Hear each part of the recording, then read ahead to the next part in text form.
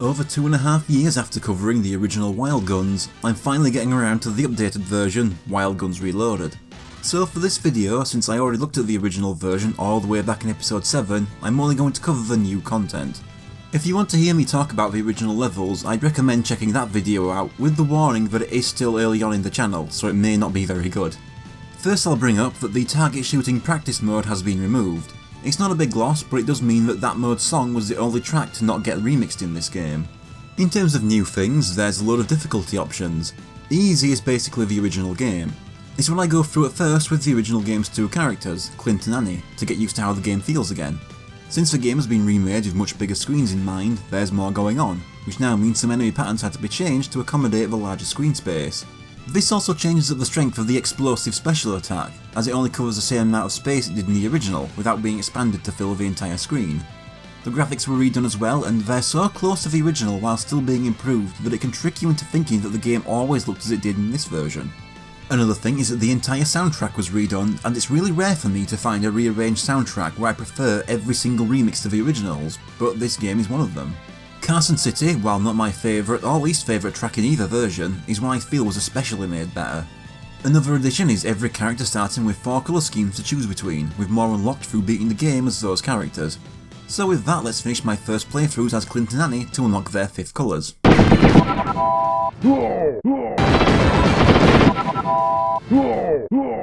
Beating the game on easy also unlocked hard and boss rush modes, but first I'm going with normal and choosing one of the 2 new characters added in this version, Doris.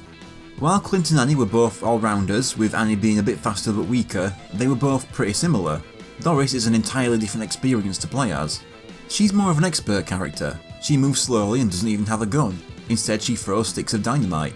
You can increase the amount of sticks she throws to cover a larger area and deal more damage. And when she throws lassos to stun the enemies, she'll throw 3 at once to cover a wider area. Picking up weapon upgrades does nothing for her but give you points. She also has a ground pound, creating huge shockwaves along the ground. Doris can be tricky to get used to, but when you do, she's incredibly fun when you really get into it, just blowing everything up as soon as it gets on screen. So the big change for normal difficulty is a new level. Desolation Canyon has been removed from the pool and replaced with a level that was planned for the original but scrapped, the Underground. This was where I realised having my first run as the expert character who I've never played as before, beyond the harder mode that has a new level I've never played before, might result in some trouble. As this was a level that took me 40 minutes to get past the first time, and skimming through it all, none of my game overs were very interesting, so I'll skip right to my successful attempt. Much of the screen is covered in a dark fog, lit only by me, the light of my weapons, and the lights on certain robots. I start off with little flying robots and lines of robots passing themselves off as zombies.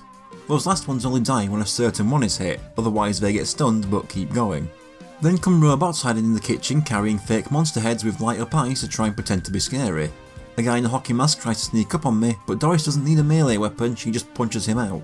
The mini-bosses are 2 decaying, shambling robots acting like zombies.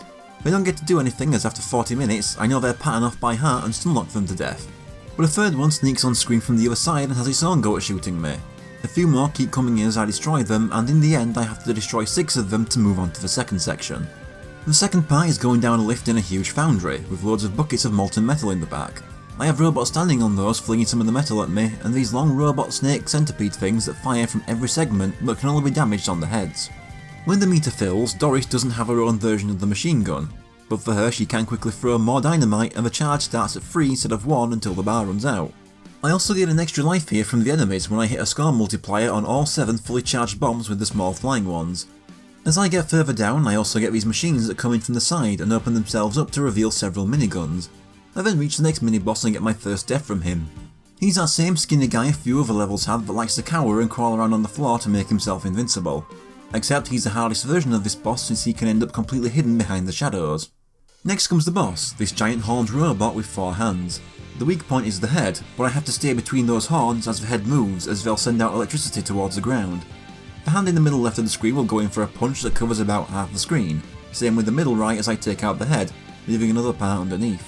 The hand on the top right fires a laser that goes along the opposite side of the screen.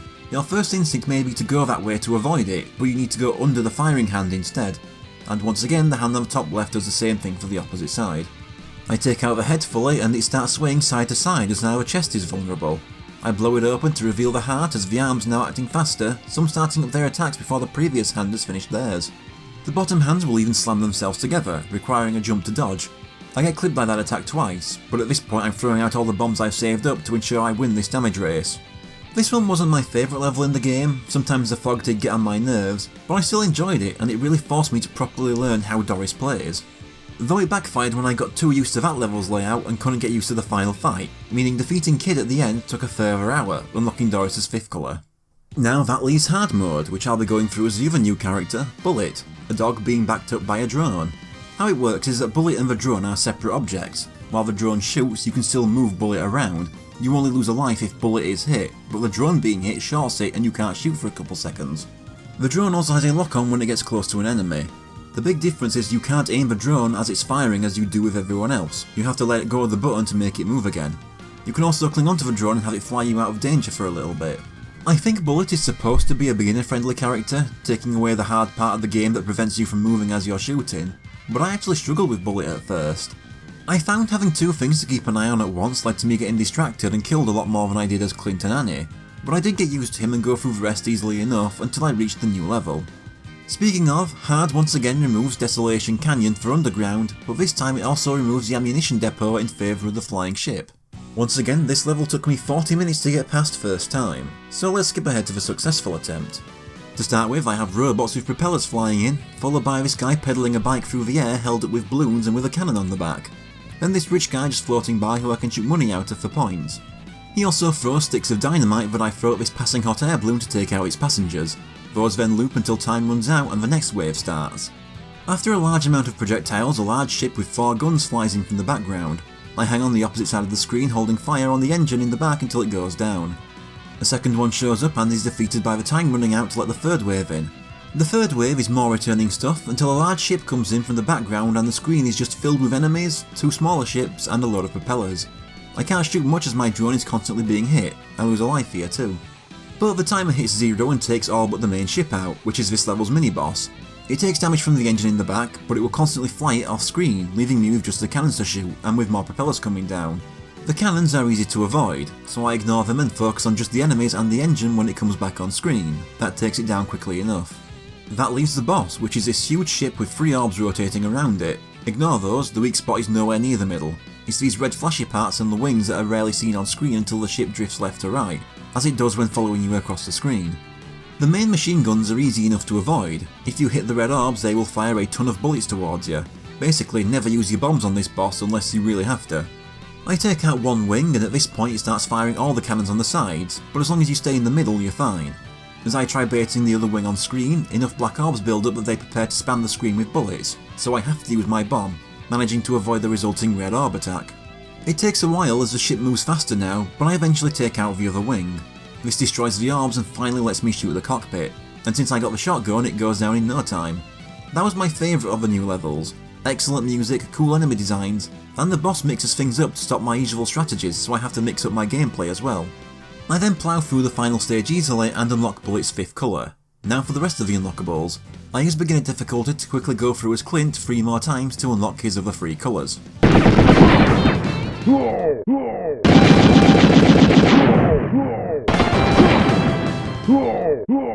When it comes to Annie, I went through on hard to get 2 things knocked off my list at once. First off, I just wanted to try out the new levels with one of the original game's more simple characters just to see how it feels. The second is to unlock the Super Nintendo soundtrack, which is only done by finishing the game on a difficulty above beginner without having to use a continue. And I manage it, getting retro sound mode. What's cool about this is that even the 2 new songs for the new stages got Super Nintendo versions made as well. I don't know if they were already made years ago but scrapped or they went backwards from the originals in this version to make them, but it's much appreciated. And then the rest of them.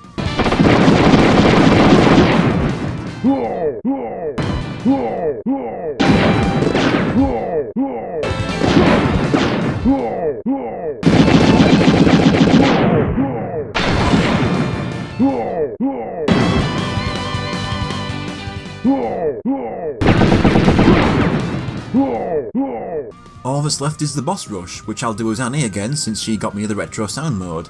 I was pretty cocky, thinking I'll get it first try, but fail at the very end. But I get it on the second try with 3 lives left.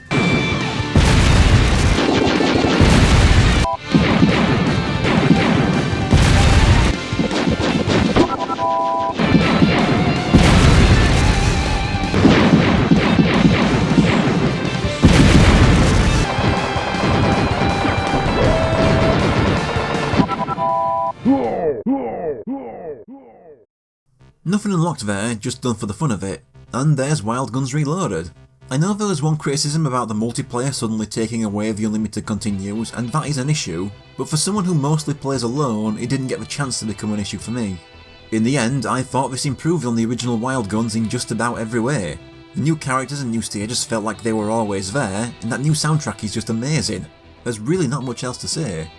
If you'd count this game and the original as a series, this would be the third series I've completed on this channel, after Dark Seal and State of Emergency, and so far it's the best one overall. We went from a bland game and its okay sequel, to a surprisingly good game and its incredibly disappointing sequel, to a very good game with an even better remake. It's just nice to end a series on this channel on a positive note for the first time. It's a shame we never got anything else from Wild Guns, but I'm grateful for what we have.